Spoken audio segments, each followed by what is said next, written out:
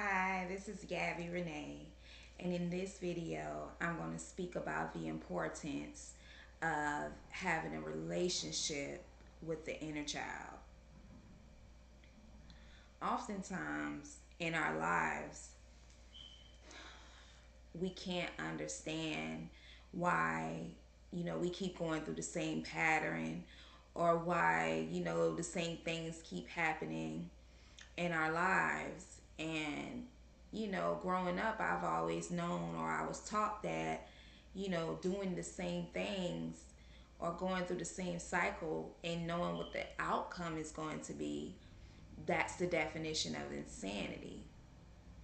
So many times in my life, oftentimes, I've always wondered up until now, up until recent times, I always wonder why I kept attracting the same people, rather it be romance or just a regular platonic relationship, just friends. I would always attract the same type of people in my life. And for so long, I felt like, it was me, that I was just a misfit or I was just damaged goods or maybe I was doing something wrong or I was picking the wrong people when in fact I was picking the wrong people because there was a pattern. There was a reason why I kept attracting and choosing a certain type of people in my life and playing out the same role and always getting the same outcome. And that was because of trauma, from a child, like all of the things that happened. So I felt like, I needed validation. I always felt like I needed to fight for love or I needed to prove a point or, because of needs that wasn't met when I was a child.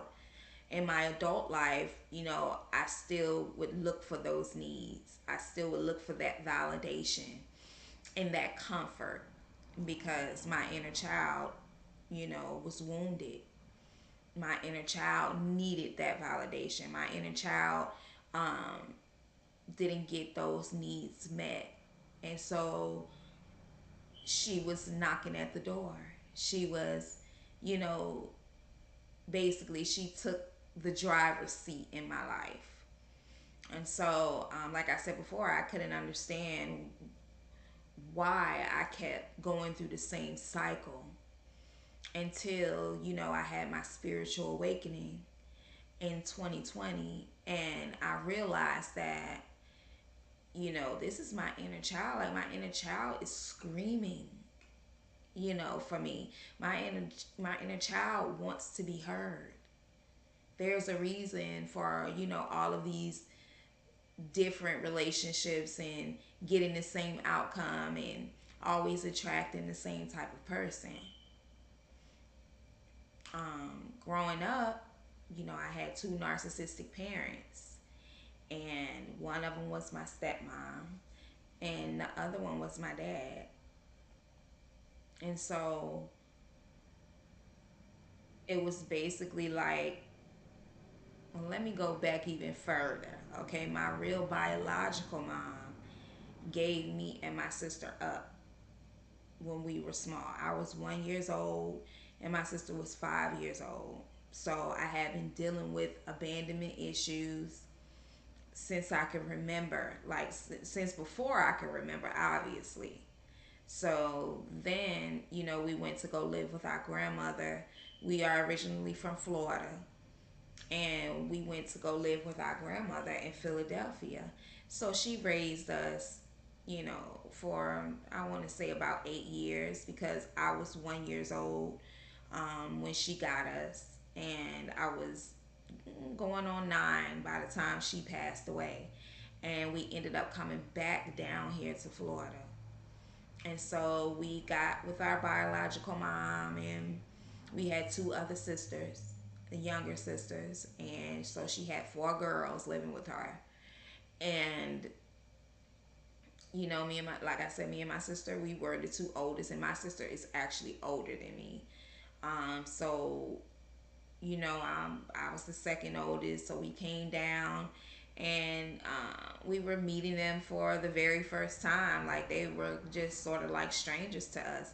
We knew that we had a mom. We had saw her before.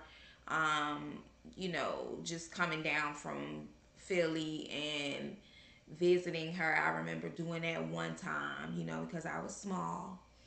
And so we knew about her. Our grandmother would always tell us about her. She would call, from time to time while we were living with grandma. So we ended up back down in Florida with her. And so she wasn't used to having four girls, with her. She wasn't really used to dealing with all of those different uh, personalities and different characteristics and stuff like that. And I could just tell that as a child, like the way that she would respond to us, because anytime she would get mad at me and my sister, she would always say she was going to send us to live with our dad. So we lived with her boyfriend, and our little, smaller sisters. And so basically she just neglected us. We would go all day without eating. Her and her boyfriend would be out, I guess trying to make money. And so they'll come back late and we'll get a meal, once she come home. But all day long we're just, just winging it by ourselves. So it got to the point where me and my sister, we were looking after our little sisters. And we was like years ahead of them because we came from a big city. So it's just different from the south and up north. So we would hustle. We would, try to find like aluminum cans, because there was a place that, you can go and exchange aluminum there and they would give you money. So me and my sister, we started walking around the neighborhood and going and looking for cans and stuff like that, like soda cans, beer cans, so that we can sell them to get money so that we can eat during the daytime. So that's what our life consists of. It was just like a struggle. We would go to this place called the Mission sometimes if we couldn't find enough aluminum cans to eat, and so that we can eat.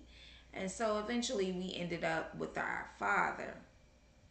And so my father, he was doing a little better in life. He had a great job, nice house, nice brick house. He had a wife, my stepmother. And so we ended up over there. Things got a little better. At least we was, eating on the regular, like going to school and, just living the regular life. So once we got over there, things seemed to be okay. And then it was like, things start to take a turn, you know? I would say, as for me, for the worse. So we get over there, we got everything we want now as far as clothes, material things, all that. That was nothing. We never had to worry about eating, starving, having what we need. The neglect came emotionally for me, you know. Um, as far as the stepmother, she had some sort of vendetta against me. Jealousy, envy. Um, she just did not take to me. She did not like me at all, and I couldn't understand that. And then, yet, and still in turn, she would say, "Oh, you guys are some great girls. I don't ever have a problem out of you. You so well behaved. Your grandmother, raised you girls right." And I was always think in the back of my mind, like, so then why does she treat me like this? Then if I'm a good girl, then why are you treating me like this? So in my mind, as a 9, 10, 11 year old girl, I'm feeling like I must be, something must be wrong with me. I must be a bad girl, or I must be, a misfit, or I'm different from my sister, or, maybe I'm not smart, or maybe, something is wrong with me mentally. I had a lot of different, just thoughts and stuff like that. So she took to my sister And she, of course, she showed her a lot of attention. She met my sister's needs and just treated her as if she was a daughter, and always treated me like an outsider, and just showed it. It was no indirect anything. She outright showed me that I wasn't her daughter and that she did not like me at all. So naturally, my father, he would, in his own way, try to um, make up for the way that she treated me. Or sometimes he would even, say out of his mouth, like, "What are you doing? Why are you treating her like that? Don't talk to her like that," or something along that nature. But she still got it to do what she wanted to do. She still was able to take her anger out on me and her jealousy and envy. So my sister was close with her. I had a closer relationship with my dad because I looked at it like, okay, this is my father, and he does take up for me, and he shows me a lot of attention, and he's taken a liking to me, and that was for many reasons. Number one was because he was after me, and when I say after me, I just meant, you know, um, he was a pedophile, so he wanted to molest me. So with pedophiles, um, they will love bomb, and they will give you everything that you want, and make you feel safe, and make you feel like you're the best of friends, and they just prey on you in a certain type of way. So me and my sister, we had already been through some trauma up in Philly, where we was treated like outsiders. So we went from being abandoned to going up and living with our grandmother, and she showed us so much love. Like, that was unconditional love. There was no trauma, no nothing when it came to her. She showed love. She raised us the way we were supposed to be raised. She protected us.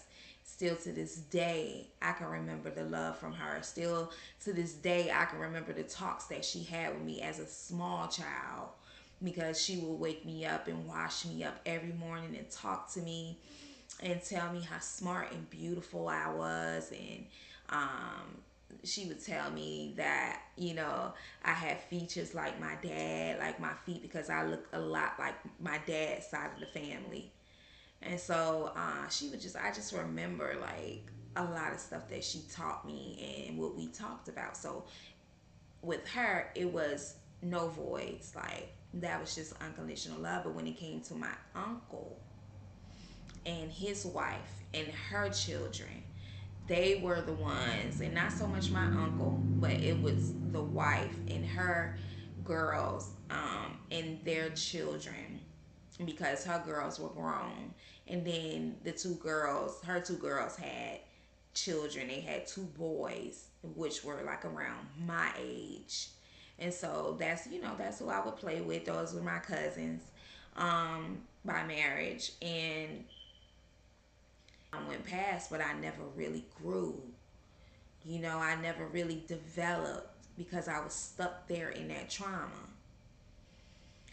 So it was just a lot that went on, in my childhood, in my teenage years. So finally, I put a stop to the sexual abuse. I just kind of like, zoned out when it came to my stepmother. Like, I just took what she was given and just kept it moving in stride. And so I want to say by the time I was like 16, that's when I was just like, don't ever in your life touch me again. Don't ever, think you can put me in that position no more. Don't ever in your life come at me like that again. Don't speak to me in that manner.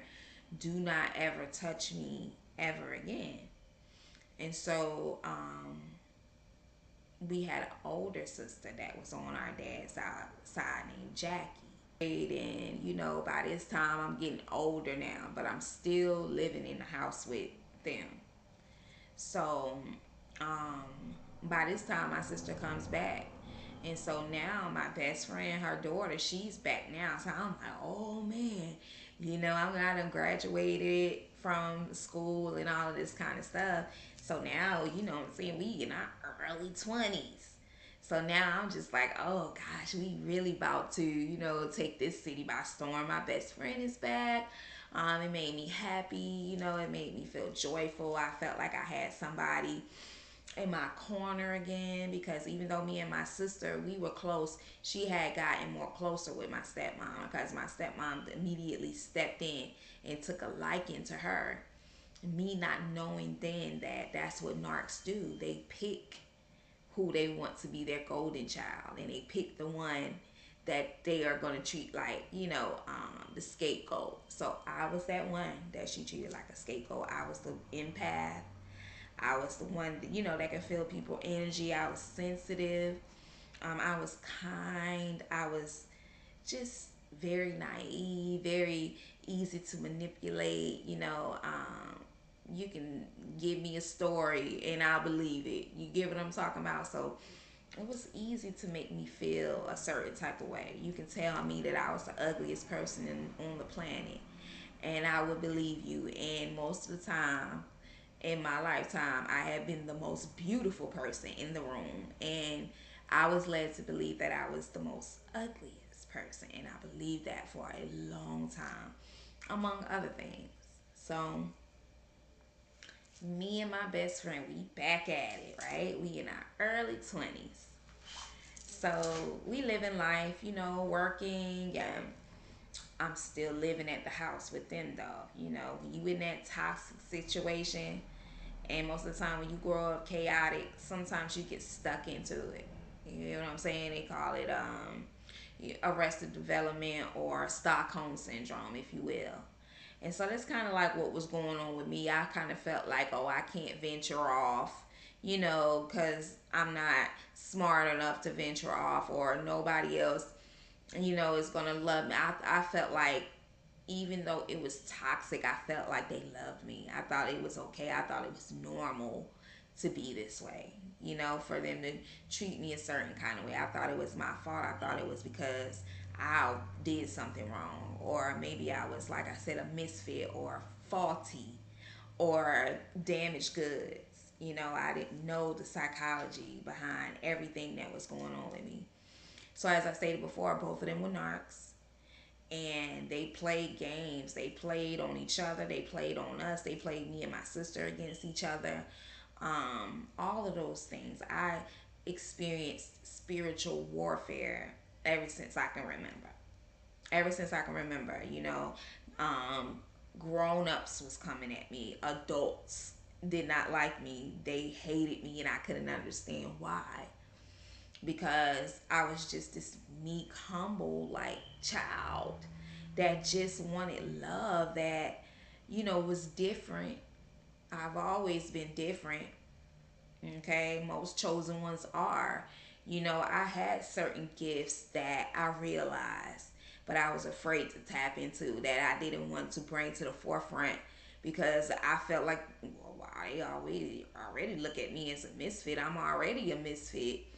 They already don't like me. They already shun me. I'm just here. They just put up with me. So if I bring out the real me, then they might send me away, or they might, lock me up, or whatever the case may be. But I've always known, that I had certain spiritual gifts. I knew that I was different from them.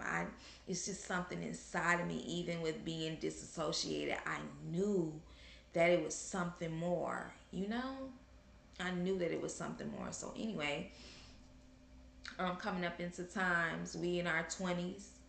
Um, so like I said, when I was younger, I was very beautiful, very beautiful. I had a really nice shape, and all of these things that I didn't notice. I didn't look at myself in that way. Like I said, I thought that I was ugly. I thought that, I was all these other bad things.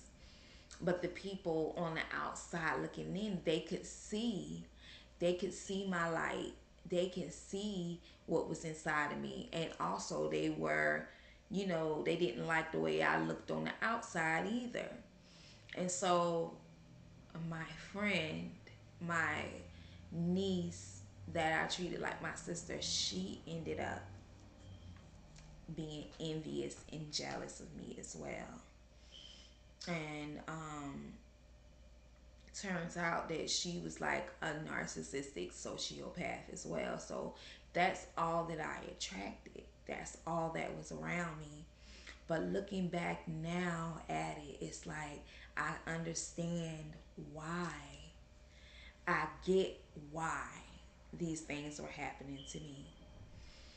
And once I became an adult, my inner child was in the driver's seat. She was also screaming for help. I was choosing these certain type of relationships because I wanted validation, because I was searching for those needs that I didn't get as a child. And I kept attracting through romance, friends, family, obviously, because they were all around me. And I always, was needy. I always was clingy. I always, was overly nice because I didn't want, people to leave, or I was looking for them to meet those needs that wasn't met.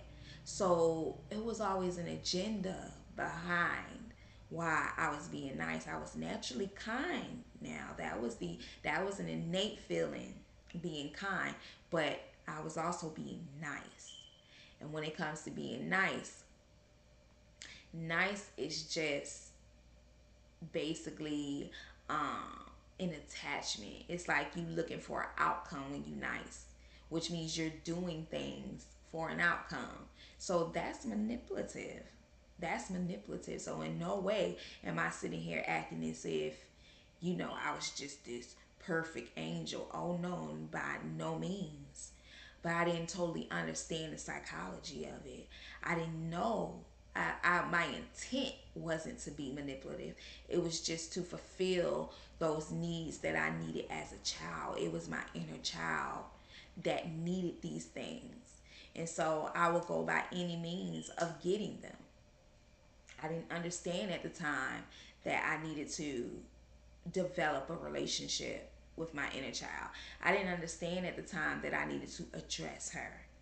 I didn't understand at the time that I needed to parent her and that I could give her those things that she longed for, that she needed, those things that wasn't addressed, what I'm saying, when I was a child.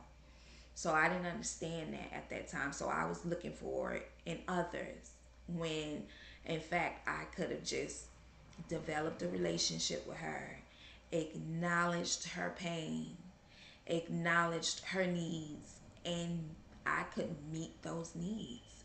I didn't find that out until later on in life. So in this video, that's what this whole story time was about. That's what this whole video is about. Developing a relationship with your inner child. It is very important that you do that, because if you don't, you're going to continue to repeat that same cycle over and over and over again. You're gonna stay in insanity because you know what the outcome is going to be.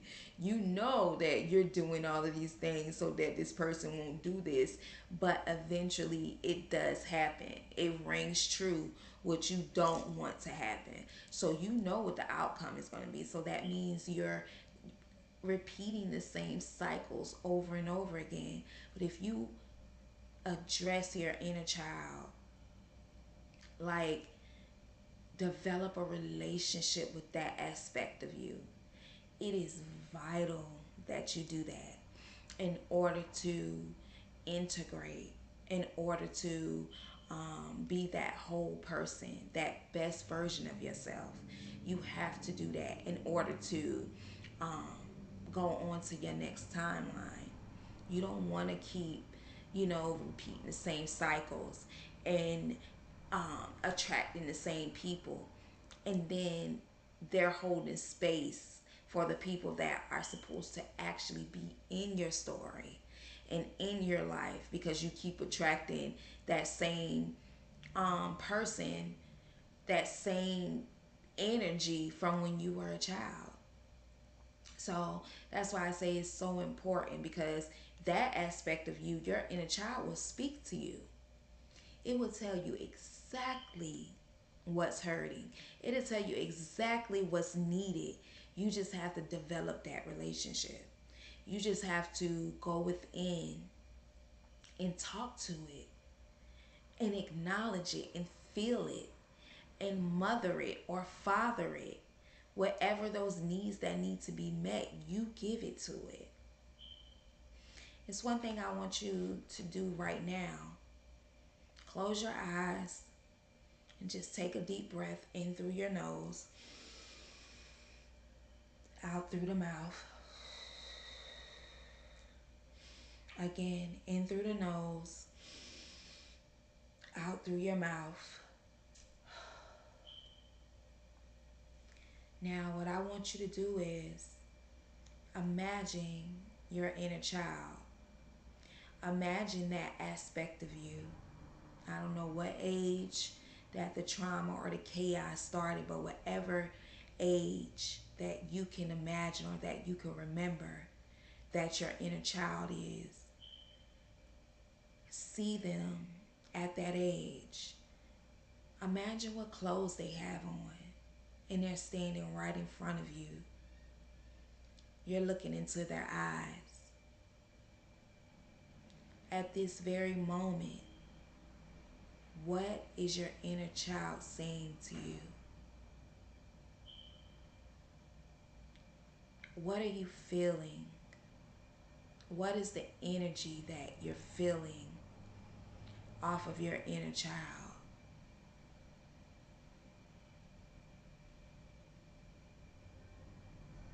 What do you hear?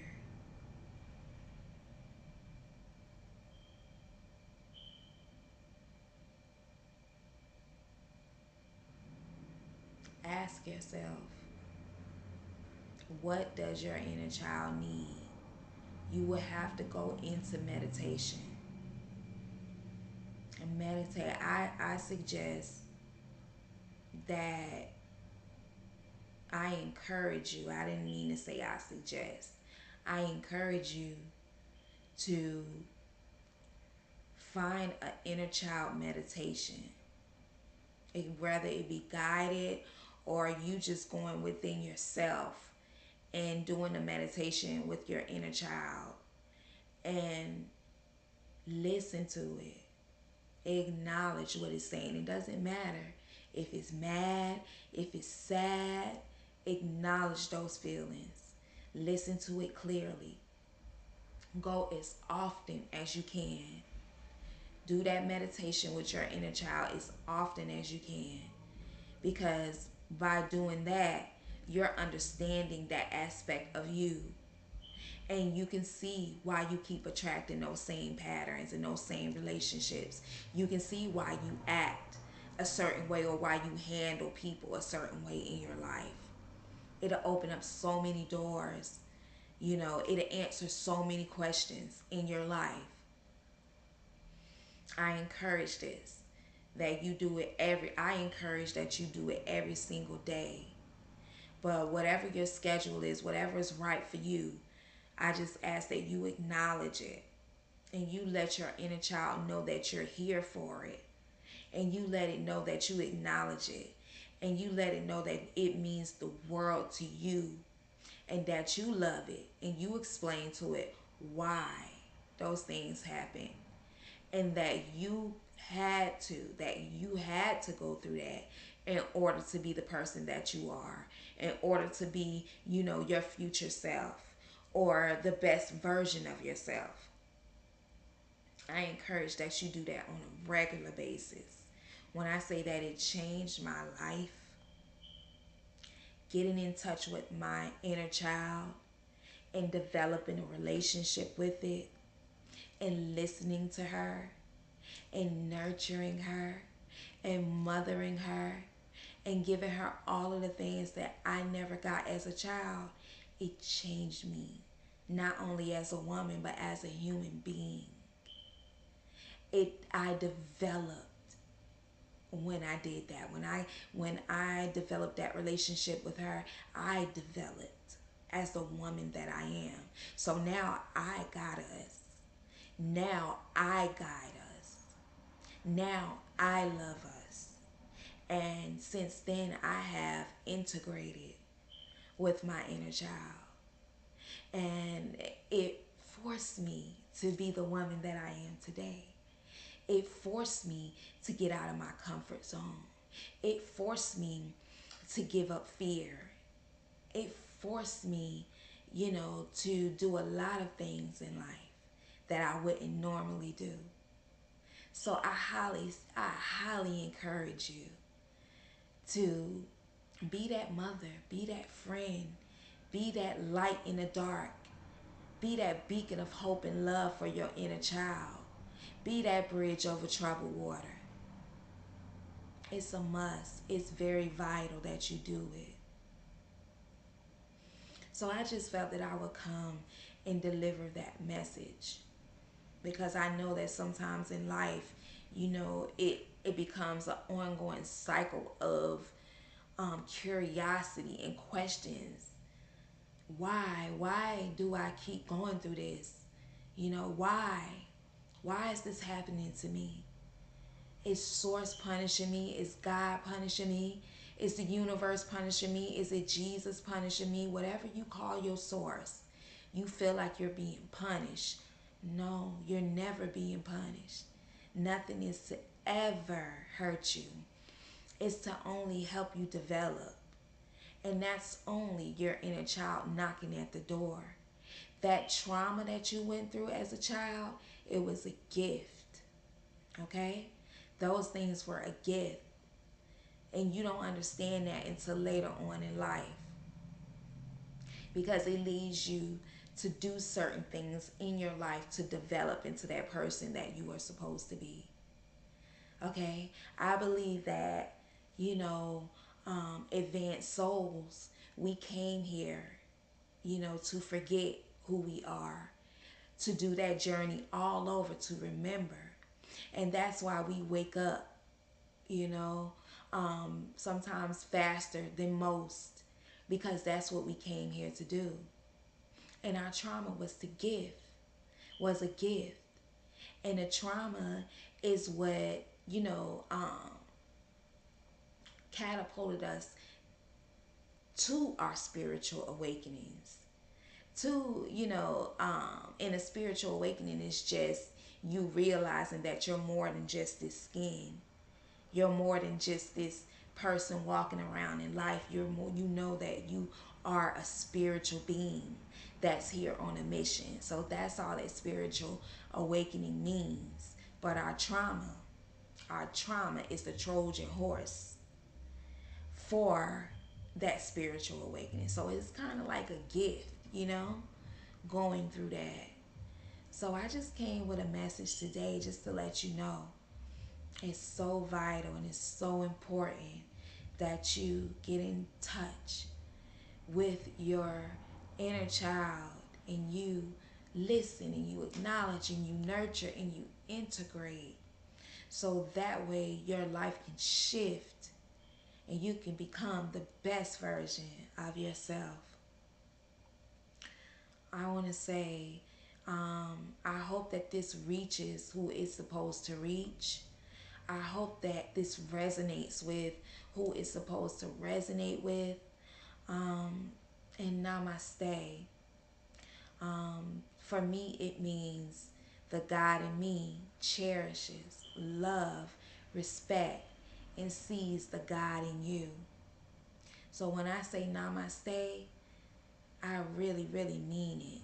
Like I mean that I love and cherish you. And I understand, certain things on this walk.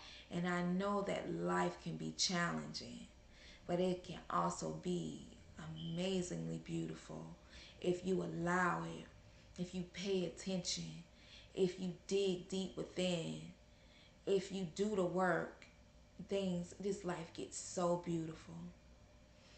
into the next video. Namaste.